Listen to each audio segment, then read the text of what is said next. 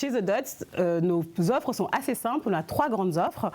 La première, c'est ce qu'on appelle le culture scan. Le constat est que souvent les entreprises se plaignent d'avoir des problèmes d'engagement, de manque de fidélité, de manque de... Elles n'arrivent pas vraiment à percevoir qu'est-ce qui pêche dans leur entreprise.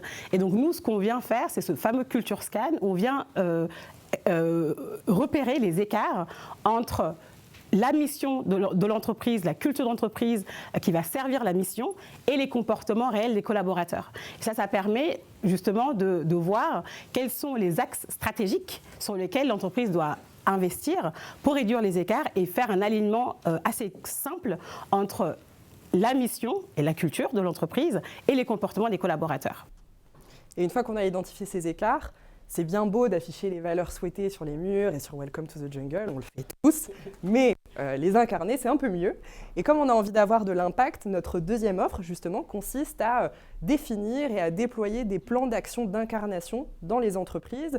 On peut le faire de plein de manières, soit on peut le faire nous-mêmes, puisque comme vous l'avez peut-être compris pour ceux qu'on connaît, en tout cas celles et ceux qu'on connaît, on est multicasquette sur plein de domaines, mais on peut aussi s'entourer d'experts, et ou constituer aussi des culture squads dans les entreprises pour déployer ces actions d'incarnation. Et on déploie ces actions d'incarnation dans 3 domaines clés pour infuser justement sur le quotidien de travail. Le premier, c'est l'expérience collaborateur. On peut penser par exemple au modèle managérial ou à l'évaluation de la performance. Le deuxième, c'est les modes de travail, comme les rituels ou le pilotage des objectifs. Et le troisième, c'est la communication interne-externe. Et justement, quand on parle de modèle managérial, un des enjeux, c'est de transformer vos managers en véritables ambassadeurs de la culture. On aspire tous à ça, parce que les CEO, les DRH, vous pouvez incarner la culture, mais si sur le terrain, les managers ne le font pas, c'est compliqué.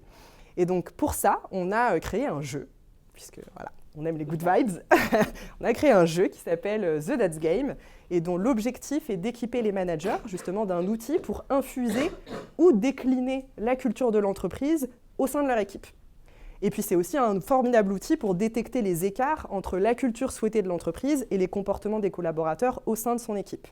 Et donc on a décidé de faire ça sous forme de jeu, évidemment, parce que voilà, ça rappelle aussi notre valeur des good vibes, et puis parce qu'on a remarqué aussi que pour libérer la parole sur ces sujets-là, c'est encore plus efficace quand on le fait en passant un bon moment.